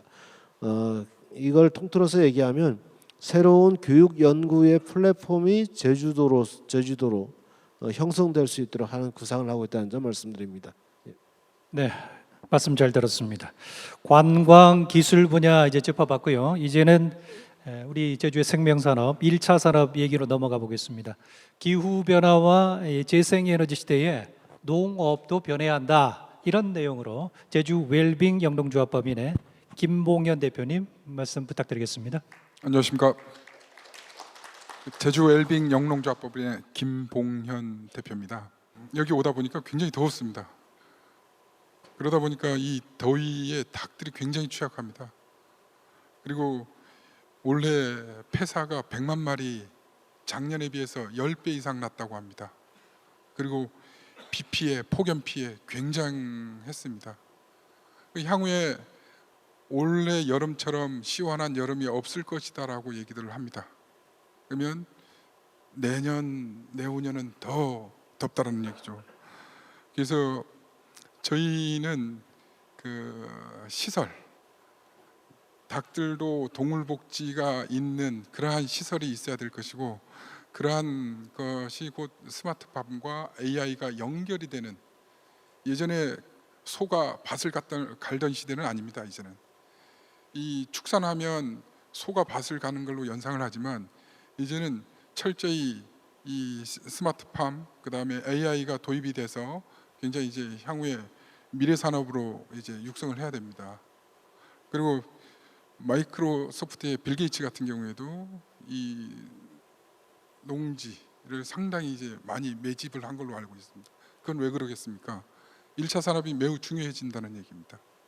심지어 그 사과가 양구 지역까지, 대구였었는데 양구 지역까지, 심지어 저희 망감류 같은 경우에도 중부 지역까지 올라가는 상태고, 제주도의 대표 축제 중에 하나인 자리돔 축제, 이거 자리 육지부에서 상당히 많이 나오고 있습니다.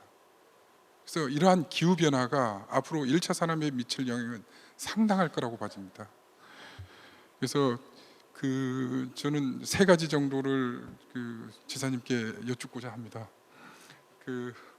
기후 변화에 따라 가지고 지금까지 농산, 축산, 수산에 굉장히 대응을 잘 해주셨습니다. 그런데 앞으로 중장기적으로 1차 산업에 대해서 어떤 대응 태세가 있는지 하나 여쭙고 싶고요.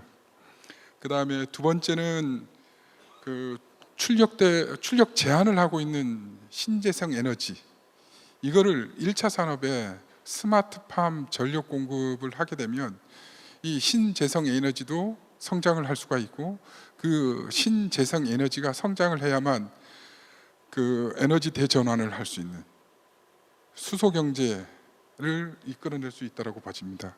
그렇기 때문에 이 수소 경제를 하루라도 빨리 이제 성장을 시키려고 하면 지금 출력 제한이 되고 있는 신재생 에너지를 1차 산업에 먼저 빨리 도입을 해줄 수 있는 방안은 없는지에 대해서 묻고 싶고요.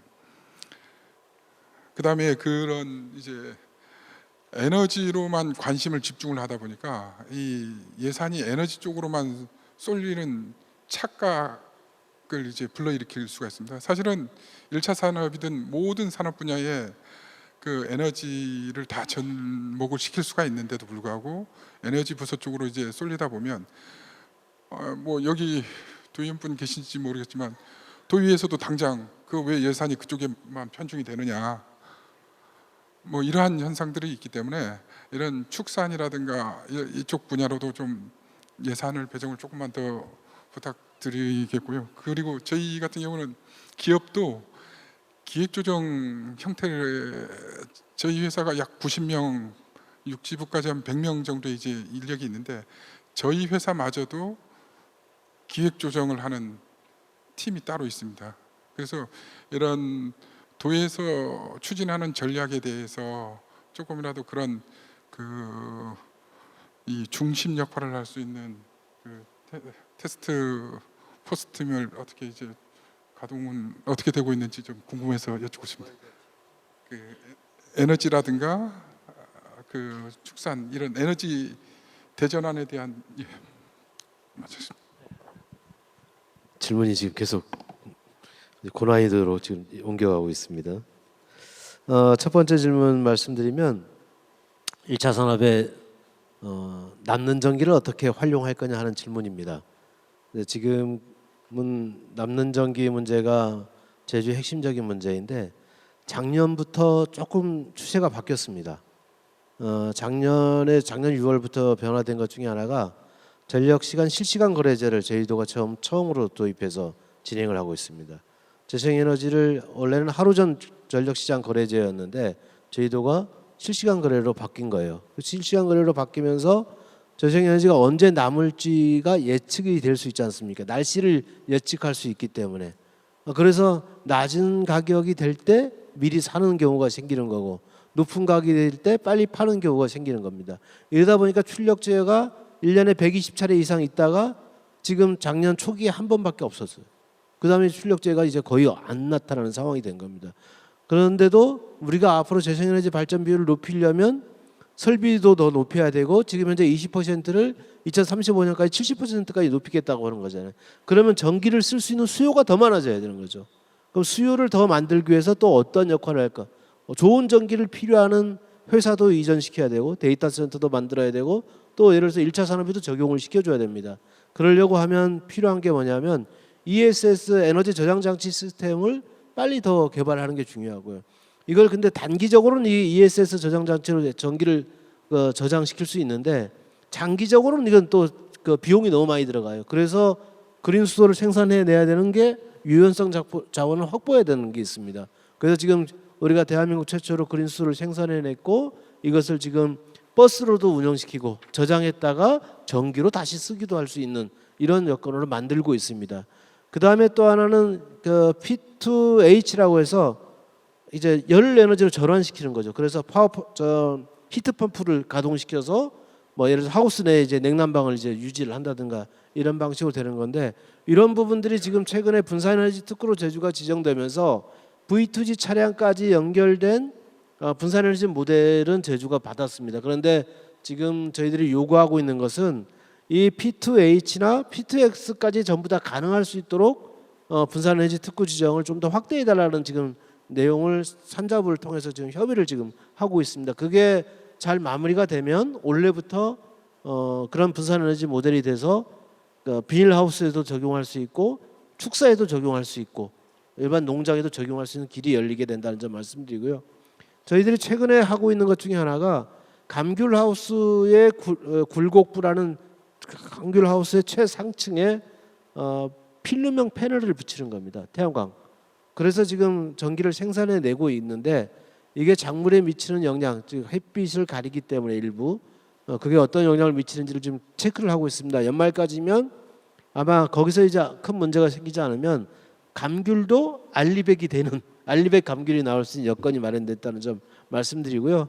아마 8월에는 지금 알리백 우유가 출시되는 것으로 이렇게 알고 있습니다. 그래서 알리백과 관련된 모든 게 축산과 농업 분야의 전방위적으로 그다음에 수산 양식까지도 확대되게 되는 게 저희들이 그 비전을 그렇게 잡고 있다는 말씀을 드리고, 컨트롤 타워 문제와 관련해서는 지금 현재는 이제 농림축산식품국에서 거기서 이제 관장을 하고 있기 때문에 그 충분히 에너지 대전환에 대한 이해가 높고 충분히 컨트롤 타워로서 역할을 계속해 나갈 수 있다는 점 말씀드립니다. 스마트팜과 관련돼서도 좋은 말씀 주셨는데, 저희들이 최근에 농업기술원을 통해서 수직농장, 팩 컨테이너를 이용한 고추냉이 시범 사업을 진행을 지금 하고 있습니다.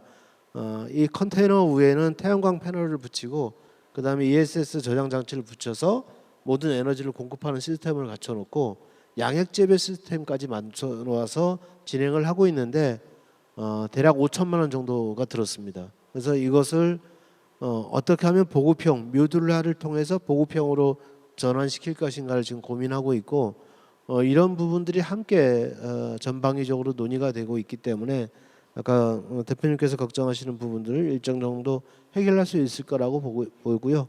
앞으로 그런 진행되는 과정에 대해서도 1차 산업 분야의 에너지 대전환이 그리고 AI 디지털 대전환이 실행될 수 있도록 함께 논의하겠다는 말씀드립니다. 예, 답변 감사합니다. 이번에는 에너지 산업 얘기를 해보도록 하겠습니다. 에너지를 이제 똑똑하게 쓰는 방법이 있다고 하는데 어떤 말씀이신지 한번 들어보도록 하겠습니다. 두산 퓨얼셀의 문상진 상무님 말씀해 주시기 바랍니다.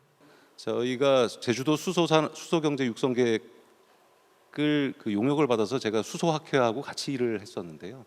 그러면서 제주도 산업을 분석하다 보니까 제주도 산업 구조가 그다지 바뀐 게 없다라는 걸 발견했습니다. 다만 기존 구조가 좀 고도화되고 규모가 커졌다라는 거, 즉 관광과 농업 이외에 농축산 부분이 있군요. 이외에 제주도의 산업 구조가 무엇이 바뀌었는가라는 질문을 던지면 변화가 없다.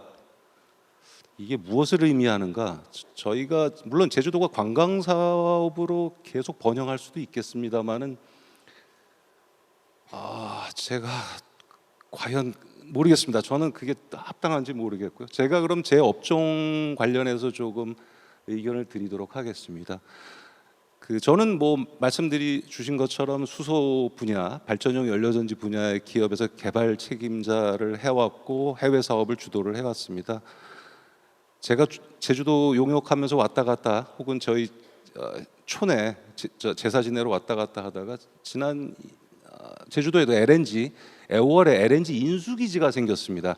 여러분들 LNG 인수기지가 조금 익숙하지 않으실 텐데요. 제주도 분들은 주로 LPG 가스 통을 쓰십니다. 배달 온 LPG 가스 쓰시는데 애월에 LNG 인수기지가 생기면서 지금 현재는 제가 아는 바로는 약 11% 정도 도시가스를 쓰시는 걸로 알고, 지사님께서 추진하시는 방향대로라면 35년 정도에는 약 57% 정도 도시가스가 제주도에 보급되는 걸로 알고 있습니다. 저 도시가스 보급이 관심 있는 게 아니고요. LNG라는 게 무슨 말이냐면 Liquefied Natural Gas입니다. 도시가스가 액화돼 있다라는 상태고, 도시가스가 액화돼 있다라는 상태는 몇 도로 보관을 하고 있냐면 약 영하 162도로 보관을 하고 있습니다. 그런데 영하 162도의 LNG를 도시가스 형태로 변환해서 여러분들이 쓰실 수 있게 하려면 무슨 방법을 쓰냐면 바닷물을 끓여다가 액체 상태의 도시가스를 기체 상태의 도시가스로 바꿉니다. 그리고 바닷물이 부족할 때는 연소기를 태워서 불을 태워서 가스로 만드는데 두 가지 문제가 발생합니다. 바닷물 끓여다가 다시 배출하면 바닷물이 냉각된 바닷물이 인근 해수를 온도를 낮출 수 있어서 생태계가 어떻게 될지 모르겠고요. 또 하나는 연소기를 쓴다. 탄소 배출이죠. 그런데 영하 162도짜리가 상온까지 올라갈 때 주변의 열을 어마무시하게 흡수합니다. 제가 지금 뜬구름 잡는 얘기를 하는 게 아니라 실제로 평택에 한국초저원이라는 냉동창고 모델을 저희가 개발을 해서 사업을 수주를 해서 현재 돌아가고 있습니다. 한국초저원은 3개의 동이 있습니다. 영하 60도에서 영하 40도까지 운영하는 A동, 그다음에 영하 15도에서 영하 5도, 그다음에 상온 정도로 운영하는 초저온 냉동창고인데, 이제 뭔가 조금 이게 마침이 오실 것 같은데요. 저희 애월의 인수기지에 LNG를 그냥 도시가스로 바뀔 때 그 냉열을 왜 낭비를 하는지 저는 이해가 되질 않고 있습니다. 제주도에 극조온 냉동 창고, 저희 나라에 냉동 창고 몇 개 없습니다. 한국 초저온이 영하 50도 만들 수 있는 게 유일했기 때문에 예전에 코비드 시대에 파이저 그 백신을 유일하게 보관할 수 있었고요. 지금 제주도의 그런 수출 전진기지, 해산물이나 이런 저온 수출 전진기지나 플랫폼을 만드는 건 어떨까? 그게 첫 번째고, 두 번째 지금 계속 데이터 센터 말씀하셨는데 제주도가 일반적인 그러니까 굉장히 큰 규모의 데이터 센터를 만들기에는 여건이 좀 좋지 않습니다. 전력망이나 이런 것들. 그러나 저희가 데이터 센터 중에 DR이라는 데이터 센터가 있습니다. 디제스터 리커버리라는 게 있는데요. 일종의 백업 데이터 센터입니다. 지금 그 도심 지역에 다 데이터 센터가 밀집해 있는데 이게 어떤 그 재난이 발생했을 때 여러분들 얼마 전에도 뭐 SK도 뭐 해킹 당했고 뭐 다음도 그런 경우가 카카오도 있었습니다만은 그런 경우에 백업 데이터 센터는 굉장히 안전한 곳에 있어야 되거든요. 그런 그러니까 디제스터 리커버리 데이터 센터를 여기에 유치를 하는데 지리적으로 좋기 때문에 그게 첫 번째로 가능하고, 두 번째 데이터 센터 여러분들 잘 아시다시피 굉장히 많은 서버들이 있습니다. 그래서 저희가 서버 팜이라고 부르는데 여기 냉각하는데 어마무시한 전기 에너지가 필요합니다.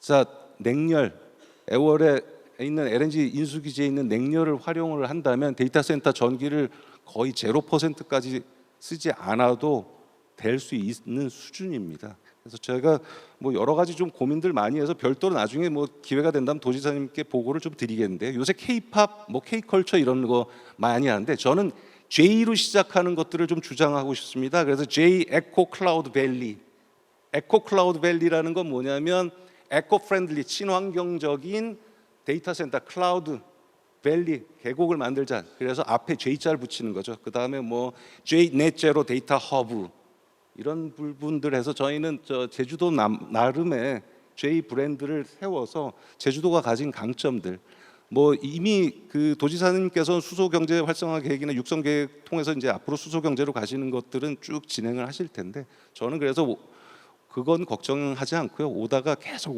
오며 가며 그 제주도 애월에 그 냉혈이 너무 아까워서 신산업 구조로 한번 좀 제안을 드립니다. 예, 우리가 듣다 보니까 에너지 보존의 법칙 이런 거 우리 학교 다닐 때 배우셨죠? 그거 근데 생각이 이제 많이 나는데. 그 질문에 그 우리 시청자 여러분께서 좀 오해가 있을 수 있으니까 네, 오해 제가 예, 그 도전적인 질문이라는 아까 표현이 있었어요. 네, 근데 저는 그걸 어떻게 이해했냐면 현재 산업 구조의 불균형, 제조업이 2차 산업이 3%밖에 되지 않고 관광 산업 중심이고 1차 산업은 10%밖에 되지 않는 이 변화하지 않는 이 부분에 대한 지적, 그리고 이게 변화해야 한다. 뭐 예를 들어서 산업 구조도 불균형이 시정돼야 한다. 이런 취지로 제가 이해를 해야 되는 거죠. 그런 강조를 하신 걸로 이해를 하겠습니다. 제주도의 도전은 저는 이미 시작되었다고 보고요. 그 비전이 맞느냐 틀리냐는 또 나중에 평가가 있을 거라고 생각합니다.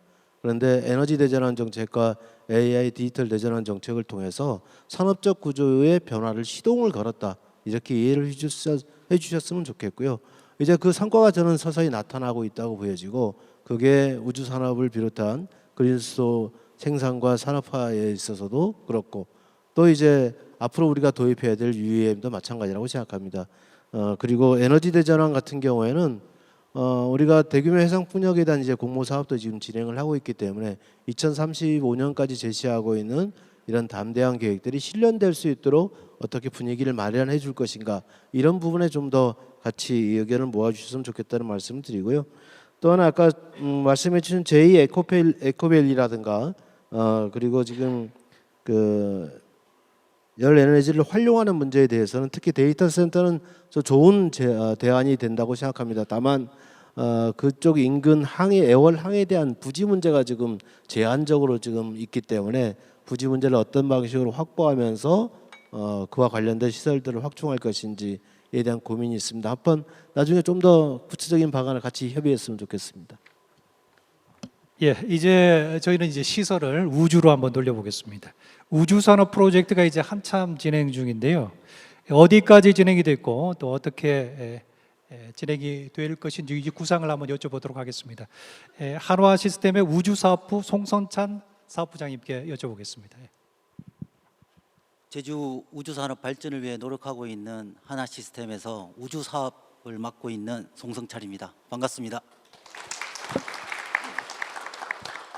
저희 하나 시스템은 제주도의 천연의 자연 환경과 새천년 문화유산을 포함하는 테크노 캠퍼스에서 지구의 그 환경가를 감시할 수 있는 관측 위성, 그다음에 우주 인터넷을 실현할 수 있는 통신 위성을 대량으로 생산, 제조, 시험할 수 있는 시설을 현재 주축을 하고 있습니다. 작년 4월 달에 착공을 해서 현재 공정률은 80.2%, 올해 10월 달을 목표로 10월 달 준공, 그다음에 12월 달에는 공장 등록을 목표로 현재 정상 진행 중에 있습니다. 내년 1월부터는 저희가 본격적으로 위성 생산을 저희가 착수를 할 예정이고, 올해는 저희가 인력을 50명을 상시 근무할 예정이고, 내년에는 80명, 그 이후로 점차 늘릴 계획에 있습니다. 이와 같이 저희가 하나우주센터에서 인력을 확보하기 위해서 현재 협약형 특성화국으로 지정되어 있는 한림고등학교, 그 다음에 내년도에 시작하는 항공우주 트랙을 시작하는 제주대학교하고 인력 육성에 대한 것들 같이 저희가 지원하고 있습니다. 이와 같이 이제 저희가 이제 제주도에서 좀 요청드리고 싶은 부분들은 저희가 보고서를 보니까 제주 경제에서 제조업을 차지하는 비중이 한 3%밖에 안 되더라고요. 전국이 한 27.6%, 제주도 측면에서는 제조업의 비중이 좀 낮은 부분들이 있습니다. 그래서 저희가 아무리 이제 대기업이 제주에 처음 와가지고 위성을 생산하는 제조업을 한다 하지만은 제주도의 우주 사업을 조금 더 활성화하기 위해서는 저희의 협력업체도 같이 제주도에 유치를 해야 된다고 생각을 합니다. 산단이 지정돼서 어떤 혜택을 세제 혜택을 제공하는 것도 중요하지만은 그보다 더 실질적인 부분들이 저는 필요하다고 생각을 합니다. 그 실질적인 이유는 일단 저희가 제주도에서 위성을 생산하는 프로세서가 협력업체에서 구성품을 생산을 하고 저희한테 납품을 하면 제주도 센터에서 저희가 전체적인 조립, 그다음에 통합, 시험을 하게 됩니다.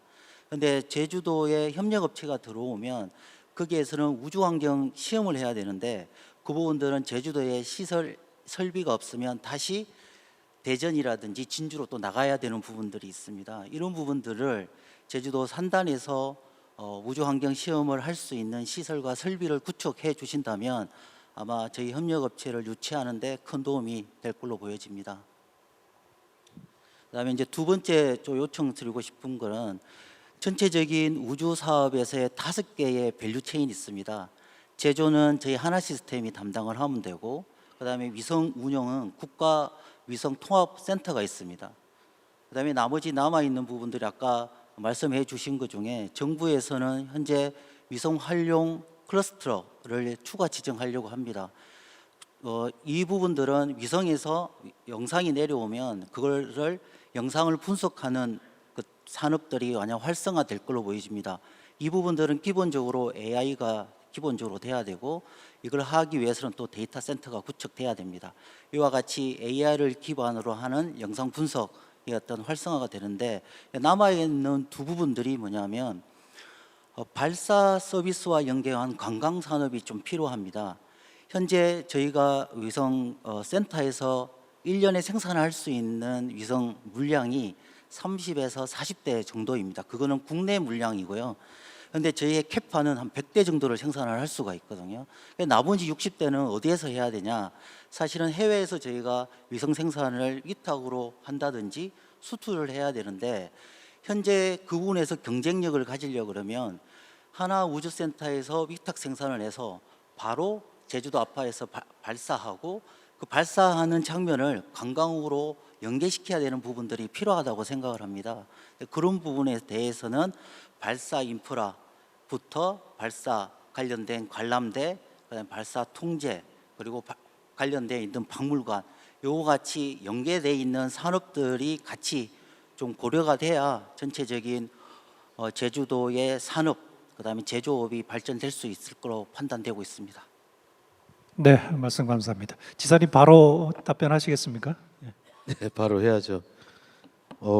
한화 시스템에서 이렇게 구체적으로 요구할 줄은 몰랐는데 가장 협력이 잘 되고 있는 업체인데 우선 한화 시스템이 제주에 투자를 결정한 이후에 지금 현재 공정률 80%를 진척시키는 제주 하나우주센터 준공의 역할을 잘 해주고 계신 데 대해서 감사히 말씀드리고, 최근 제주에서 일할 수 있는 인재 채용에도 계속 속도를 내주고 있습니다. 최근에 저희 대학교에서 융합인재 과정을 전공하는 학생들이 취업이 되고 있다는 점 말씀드리고, 더 많은 제주 출신 인재들이 채용될 수 있기를 희망합니다. 첫 번째 말씀하신 협력업체들의 시험 연구 공간과 관련돼서는 우주항공청에서 저는 좀 더 적극적인 관련 투자에 대한 의지를 좀 더 가졌으면 좋겠다는 생각을 갖습니다. 아까 두 번째 말씀하신 우주산업 클러스터 지정과도 연계된 문제인데요. 민간 우주산업의 전진 기지로 육성하겠다는 제주도의 플랜이 지금 3개 거점 우주산업 단지가 지금 조성되어 있는데, 우리 입장에서는 3+1 우주산업 클러스터 지정으로 확대하는 것이 가장 기본적인 요구 사항입니다. 이런 부분이 관철될 수 있기를 바라고요. 최근 우주항공청에서도 저희들이 이러한 목소리를 제대로 반영하고 있다는 말씀드리고, 그리고 이와 관련된 내용이 이제 지난번 대통령 선거 과정에서 공약에 반영된 부분도 있다는 점 말씀을 드립니다. 그리고 위성항법 시스템과 관련돼서 또 저희들이 우주항공청과 계속해서 지금 협력을 해나가고 있는데, 제주가 지상 시스템을 운영할 수 있는 곳으로 또 지정되는 것도 매우 중요합니다. 이런 부분들이 진행이 되게 되면 우주항공 협력업체들 뿐만 아니라 한화 시스템을 비롯한 우주 관련 기업들이 연구나 또 실제 시범 운전 이런 부분에 있어서 충분한 역할을 해낼 수 있지 않을까 하는 기대한다는 점 말씀드립니다. 발사 관련해서 우주체험도 이제 저희들이 지난 2023년 2월 1일 날 발표했던 민간 우주 산업 생태계 밸류 체인의 한 부분이 바로 우주 체험과 관련된 우주 체험 관광 활성화 사업입니다. 그래서 관련 내용에 지금 용역을 진행을 하고 있다는 점 말씀드리고, 지금 중간 보고가 끝났고 최종 보고가 아마 하반기에 이제 있게 될 예정입니다. 그래서 지금 적절한 장소를 어떻게 연계해서 발사장과 연결할 것인지에 대한 고민을 하고 있다는 점 말씀드리고요. 지금 항공우주박물관이 이미 JTC가 운영하는 게 있고, 또 아니면 별도의 장소로 할 것인지 여기를 같이 운영할 것인지에 대한 고민이 있습니다. 그리고 여기와 발사 장소와의 연결을 어떤 방식으로 할 것인지, 그리고 전망대라든가 이런 부분들도 한화 시스템하고 협의를 하면서 우주 체험 관광의 가장 선진적인 모델로서의 제주를 만들 수 있도록 최선을 다하겠다는 말씀드립니다. 네, 답변 감사합니다. 이제 질의응답 시간으로 넘어가겠습니다. 상공인들로부터 미리 의견들을 좀 받았어요. 그래서 경제 현안 탑3 질문을 지금 받아왔는데, 그 세 가지 질문 중에 첫 번째 보시겠습니다. 제가 읽어드릴게요. 제주형 행정체제 개편 사항이 이제 궁금합니다. 그리고 행정체제 개편 내용과 경제적 효과 시점에서 필요성은 뭘까요? 이렇게 지사님한테 물은 것 같습니다. 지사님 답변 부탁드리겠습니다. 원래 이동진 교수님께도 질문을 좀 해주셔야 되는데 행정체제 개편과 관련돼서는 뭐 저희가 기자간담회나 여러 가지 과정을 통해서 꾸준히 말씀을 드렸습니다. 도조례에 의해서 행정체제 개편위원회가 구성이 됐고, 행정체제 개편위원회에서 행정구역을 3개 시로 나누는 게 좋겠다는 권고안을 제가 받아들여서 수용해서 3개의 안을 3개로 나누는 행정체제를 정부에다가 전달을 했습니다. 다만 정부에다가 전달하는 과정에서 윤석열 정부 당시였기 때문에 아마 이 내란 상황이 진행되면서 더 이상 진전될 수가 없었습니다. 또 행안부 장관이 공석 상태가 됐었고요. 최근 이재명 정부 들어서 이 문제가 공약에 반영이 됐었고 또 지금 현재 국정기획위원회에서 논의가 진행 중인 상황입니다. 아마 조만간에 그 반영 여부가 결정이 날 것으로 보이고요. 반영 여부가 확인되는 대로 또 행안부와 이 문제에 대해서 최종적인 심의를 해야 됩니다. 저희로서는 행정체제 개편위원회에서 결정한 내용이 도민 공론화 과정을 통해서 결정된 부분이기 때문에 이것을 다시 새로 논의한다거나 번복할 수 있는 입장은 아닙니다. 이에 기반해서 모든 예산이 편성이 됐고 행정기구가 움직였고 이와 관련돼서 예산이 집행되고 한 상황들이기 때문에 이 부분에 대해서는 어떤 방식으로든 매듭을 지어야 한다는 생각입니다. 그래서 그런 매듭을 어떻게 지을 것인지에 대해서 행안부와 8월 중으로 이 문제에 대한 논란을 매듭 짓기를 희망한다는 점 말씀드리고요. 경제적 효과에 대한 필요성 이런 측면이 있을 것 같습니다. 지금 현재 도정이 책임져서 산업 정책을 지금 끌고 가고 있는 상황인데요. 산업 정책을 수행하는 주체가 좀 더 다른 새 주체가 더 있으면 어떨까라는 생각을 해봅니다. 지역적 여건이 다른 경제 주체, 예를 들어서 기초자치단체라는 법인격이 있는 단체가 있었을 때 그 지역마다 육성하려고 하는 사업의 테마나 내용이 다를 수 있을 거라고 생각합니다. 예를 들어서 서귀포가 만약에 지금 현재 민간우주 산업이 잘 되고 있다고 하면 민간우주 산업의 전진기지로 진짜 서귀포가 더 발전할 수 있도록 우주산업 분야에 대해서는 더 인센티브를 주고 더 추가적인 지원 혜택을 하겠다 이렇게 얘기할 수도 있는 거 아닙니까? 그런데 예를 들어서 만약에 서제주든 동제주든 지금 현재 재생에너지 발전 설비를 20% 이상 먼저 하고 있고 이미 그린수소 생산을 되고 있다. 그럼 앞으로 우리는 그린수소의 메카로 가보자라고 이렇게 얘기할 수도 있는 거지 않습니까? 재생에너지 설비 수준을 70%로 앞당기는데 아니 100% 우리는 할게요. 기저전원 자체를 우리는 재생에너지로 할게요라는 정책을 마련할 수도 있는 겁니다. 각자 자기 지역에 맞는 경제 산업 정책을 새롭게 만들 수 있고 특화된 정책을 만들어낼 수 있다는 거죠. 이게 저는 법인격이 있는 기초자치단체의 장점이라고 생각합니다. 그래서 충분히 경제적 효과를 누릴 수 있다라는 점을 여러분들이 좀 이해를 해주셨으면 좋겠습니다. 네, 말씀 잘 들었고요. 두 번째 질문 한번 보겠습니다. 네, 제주 신항 개발 사업 추진 현황과 앞으로 추진 대책 그리고 이에 따른 제주의 경제 효과를 물으셨습니다. 이것도 도지사님께서 답변해 주시죠.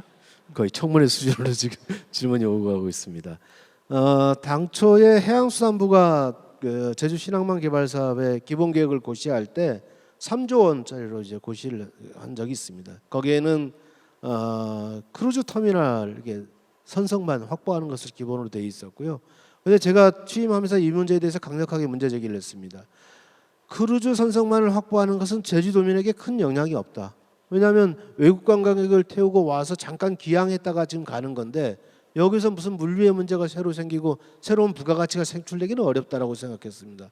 그래서 반드시 신항만에 필요했던 것은 화물 선석의 확보였고 관리 선석의 확보였습니다. 이 화물 선석과 관리 선석이 확보되지 않은 신항만은 의미가 없다는 메시지를 계속 줬었고요. 그래서 지난 4월에 추가로 수정 계획이 고시가 됩니다. 거기에는 화물선석과 관리선석이 포함된 것이고 그러면 사업 규모도 3조 원에서 3조 8천억 원으로 확대가 돼서 발표가 됐습니다. 근데 지금 당장 사업이 시행되는 것은 아니고 예타를 이제 진행해야 되는 과제가 남아 있고요. 예타가 성공적으로 우리가 현재 예단하는 것처럼 진행되게 되면 2027년부터 본격적으로 개발 사업이 시작된다는 점 말씀드리고요. 화물선석이 이렇게 확보됐다는 것은 물류 문제에 있어서 새로운 접근을 할 수 있게 됐다는 것을 의미합니다. 그렇게 되면 지금 현재 우리가 추진하고 있는 칭따오 제주항로 직항로 개설 문제도 중요하지만 환적항으로서 제주항의 위상이 새롭게 전환될 수 있는 이런 가능성도 매우 있기 때문에 그것은 대한민국의 변방의 섬 제주에서 벗어나서 이 세계 각국과 연결될 수 있는 그러한 공간으로서 환적항의 의미를 가질 수 있고 물류의 전진기지로서도 매우 중요한 의미가 가질 수 있다 이렇게 이해하고 있습니다. 기재부의 예타 통과 가능성은 몇 %로 보십니까? 매우 높을 것으로 보고 계십니까? 네. 세 번째 질문 한번 보겠습니다. 네, 칭따오 제주 신규 항로 개설 진행 사항이 궁금합니다. 네, 항로가 개설된다면 제주 경제에 어떤 영향이 있을까요? 이렇게 물으셨습니다. 자연히 이제 도지사님 지금 마이크를 잡으시죠. 해양수산부가 이제 새로운 항로를 개척 인허가를 주는 과정이 진행되고 있는데 지금 지난해 연말 우리가 칭따오 항로 개설 신청을 할 때부터 지금까지 논의가 계속 진행되어 왔는데요. 저희들이 순번이 4번째였습니다. 지금 4번째 순번에 다 왔다는 점 말씀드리고 지금 3번째 순번에서 논의가 조금 진행되는 게 있어서 저희가 그 다음 순번 대기 상태인데 7월 말로 당초 예상했는데 아마 8월 초로 넘어갈 수도 있을 것 같습니다. 다만 전재수 해양수산부 장관 청문회가 있기 전에 제가 서울에서 직접 전재수 장관 후보자를 만나서 이 문제에 대해서 설명을 충분히 드렸고 취임 이후에 적극적으로 검토한다는 답변을 들은 바 있기 때문에 조속히 이루어지지 않을까 전망하고 있습니다. 제가 가장 기대하고 있는 거는 물가 수준을 여기서 낮추는 겁니다. 물가 수준을 낮추는데 가장 중요한 것은 크게 2가지 요소가 있는데요. 첫 번째는 건축 기자재에 대한 수입 물가가 급증하고 있다는 문제가 있습니다. 우리는 기본적으로 대부분 평택항을 통해서 들어오는 건축 자재가 다시 제주항을 통해서 다시 들어와야 되는 부분이 있습니다. 만약에 건축 자재가 수입해야 되는 부분이 있다면 직수입하는 게 저는 더 물가를 낮추는 데 더 도움이 될 거라고 보여지고요. 특히 또 저희도는 1차 산업 비중이 상당히 큽니다. 1차 산업 부분에 있어서도 원재료를 직접 갖고 오는 것이 1차 산업에 수반되어지는 다양한 사료라든가 이런 부분에 있어도 단가를 낮추는 데 매우 큰 영향력을 발휘할 거라고 봅니다. 그리고 또한 우리가 생산하고 있는 제품들을 수출해야 되는 경우가 있습니다. 예를 들어서 지금 현재 당장 수출이 가능한 것은 삼다수라든가 용화매수라든가 그다음에 화장품, 그다음에 또 생각해 볼 수 있는 게 이제 화로 부분이 이제 수출이 현재 가능한 부분들이 있습니다. 이 품목을 어떻게 더 확대시키느냐에 따라서 물동량을 더 크게 잡을 수도 있고 전망치를 확대해 나갈 수 있다라고 생각합니다. 그러면 예를 들어서 지금은 우리가 화물 물류 같은 경우에는 수도권과 한반도를 중심으로만 물류 체계를 갖는데 여기 이제 예를 들어서 5천만 시장이 있다고 하고 그런데 산둥성 일대는 1억 명의 이제 인구가 있지 않습니까? 1억 명의 소비처를 다시 확보하는 저는 그런 효과가 있을 수 있다고 생각합니다. 네, 답변 잘 들었고요. 이제 지금 말씀하시는 지금 3개의 질문이 우리 상공인들이 가장 많이 선택해 주신 질문이란 점 다시 한번 설명을 드리겠습니다. 이제 플로어 질문 받겠는데요. 궁금한 점 있으시면 손 들어주시면 질문을 받겠습니다. 네, 손 들어주십시오. 예, 마이크 좀 건네주시겠습니까? 마이크 받으시면은 누구한테 질문하는지 말씀해 주시고요. 사시는 곳이나 소속, 이름 말씀해 주시면 고맙겠습니다.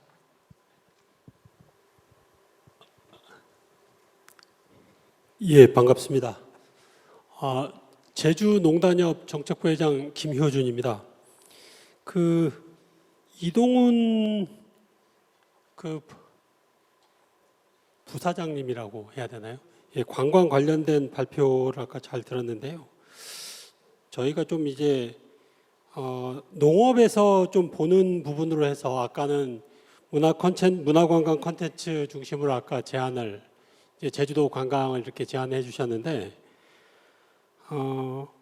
제주도가 이때까지 갖고 있던 이제 무사증 입국이라든지 이런 거는 이제 정부에서 이제 그 육지에서도 이제 다른 지자체에서도 요구하는 부분도 있고 해서 그렇게 해서 이제 그런 메리트는 없어질 거고 그리고 외국인 뭐 카지노라든지 이런 것도 이제 웬만하면 이제 육지에서도 이제 허용을 해주는 쪽으로 그렇게 가닥을 잡고 있어서 아까 이동진 교수님께서도 말씀하셨지만은 제주만의 관광 메리트는 사라질 거다라고 보는 게 이게 저도 이게 그런 부분이 좀 동의가 되고요. 그래서 제주만의 이제 뭐 문화 콘텐츠 관광이 이렇게 좋은데 좀 독특한 그런 관광을 좀 제안 드려봅니다. 그래서 제주는 이제 우리 트리플 크라운이라고 해서 이제 뭐 유네스코 이제 세계 3관왕에 뭐 이제 그렇게 받았다고 하는데 뭐 이게 자연적 유독 뭐 지질적 생태적으로 이제 가치가 이제 국제적으로 인정받았다는 건데 제주도를 예를 든다면은 유기농업 기반의 어떤 생태, 지역 경제, 관광이 통합된 유럽의 이제 바이오 지구 모델이라는 게 있습니다. 그래서 그런 거를 이제 벤치마킹해서 제주도를 이제 바이오 지구 모델로 이제 한번 만들어 보는 게 어떤가 이렇게 제안을 드리고요. 이는 단순하게 뭐 친환경 농업을 이제 확대하자 뭐 이런 게 아니고 지속 가능한 뭐 지역 전환 플랫폼이고 제주가 탄소 중립섬 그리고 세계 생태 관광지로 도약할 수 있는 전략적 기반이 될 거다라고 저희는 보고 있습니다. 그리고 이런 사례가 이태리의 그 치우사 바이오 지구가 지금 유네스코 생물권 보존 지역과 연계해가지고 이제 바이오 지구로 되어 있고요. 바이오 지구라는 말이 좀 생소한데 바이오라는 말이 그 유럽권에서는 이게 유기농을 바이오라고 합니다. 그래서 우리말로 굳이 옮긴다 그러면 유기 생태 지구 아니면 뭐 유기농 생태 순환 지구 뭐 이런 형태입니다. 그래서 다른 지역에서 못하는 이런 형태를 1차 산업과 이제 관광을 연계해서 이런 거를 지역 경제를 살리는 쪽으로 해서 한번 우리 상공회의소 쪽에서도 한번 고민을 해보시면 어떤가 이렇게 제안 드려봅니다. 고맙습니다.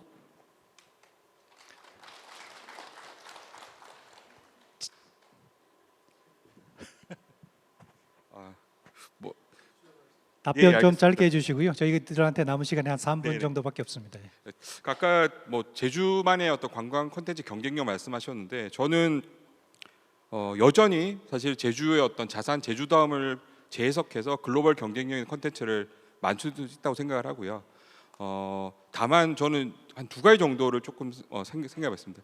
이번에 이제 폭삭 속았수다라는 드라마가 넷플릭스라는 OTT 통해서 글로벌로 유통되면서 제주의 서사가 이렇게 재해석돼서 글로벌하게 퍼질 수 있고 이게 어떻게 보면 관광 산업의 발전에 기여할 수 있다. 많은 관광객들이 똑같은 장소, 똑같은 음식, 똑같은 액티비티라도 여기에 어떤 서사가 입혀지냐라는 부분들이 저는 이제 굉장히 중요하다고 생각이 들기 때문에 사실 아까도 말씀드린 도 차원에서도 굉장히 이런 제주도의 서사가 넷플릭스 같은 OTT라든가 인스타그램 같은 어떤 글로벌 커뮤니케이션이 가능한 새로운 어떤 SNS 미디어를 통해서 배포될 수 있는 그런 부분에 대한 고민을 하는 게 저는 되게 중요하다고 생각을 하고요.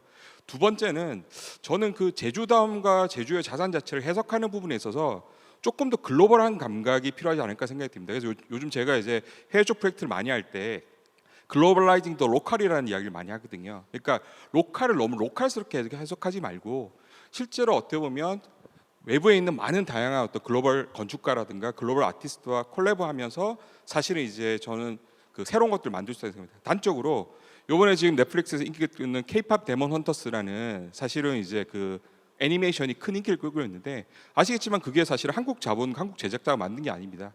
실제로 소니라는 어떤 일본 자본이 제작을 했고 실제로 애니메이션 제작도 캐나다에서 제작한 걸로 알고 있습니다. 그래서 이런 걸 봤을 때 제가 보면서 우리 거를 오히려 해외 사람들이 조금 더 객관적으로 보고 우리가 가지고 있는 우리가 잘 모르는 매력을 그들이 또 찾을 수 있겠구나라는 그런 생각이 들었기 때문에 저는 이제 서사와 약간 포용이라는 두 가지 좀 키워드를 말씀드리고 싶고요.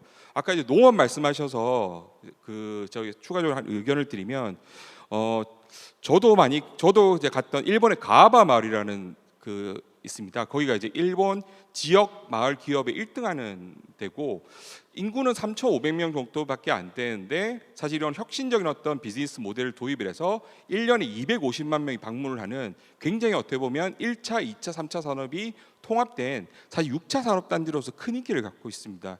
그래서 저는 약간 이제 이게 단순하게 1차냐, 2차냐, 3차가 아니라 조금 더 관광과 농업이 결합되고 실제로 생산과 체험이 융합되는 그런 형태의 새로운 어떤 융합 비즈니스 모델이 나온다면은 또 제주도의 어떤 새로운 어떤 관광 산업 돌파구가 만들어지지 않을까 그렇게 생각하고 있습니다. 감사합니다. 도지사님 오늘 방청석 말고 우리 이제 시청자들도 시청하고 계시니까 마지막으로 한 말씀 마무리할까요? 네. 네, 오늘 토론회를 통해서 경제 현안과 관련된 Q&A가 진행되고 있는 점 매우 다양스럽게 생각합니다. 도민 여러분께서 궁금해하시고 또 상공인 여러분께서 궁금해하시는 점이 짧은 시간대에 부족하지만 그래도 잘 전달되었다고 보여지고요. 다만 저희 도정에서 다양한 정책을 수립하고 집행하는 과정에서 우리 상공인 여러분들과 또 다양한 단체의 의견들을 적극적으로 받고 있습니다. 이런 관련 내용들이 다시 잘 피드백이 될 수 있도록 우리 담당 부서에서 더 철저히 노력하겠다는 말씀드리고요. 다행스러운 것은 전반기, 상반기에 비해서 하반기 경기 전망에 계속해서 좋은 지표들이 나오고 있기 때문에 좀 더 자신감 가지고 우리가 이런 경제 활동에 임해야 되지 않을까 하는 생각을 갖습니다. 감사합니다. 네, 말씀 감사합니다. 오늘 오영훈 도지사님 그리고 각 분야의 전문가님들의 의견 그리고 박정석의 의견 이렇게 풍성하게 우리 토크쇼가 풍성해졌던 것 같고요. 의미 있는 시간이 된 것 같습니다. 오늘 이 자리가 정말 말의 성찰, 말로 끝나지 말고요. 변화의 시점, 시발점이 됐으면 하는 바람 가져보겠습니다. 2025년 제주 경제 발전을 위한 도민토론회 이제 마치겠습니다. 여러분 고맙습니다.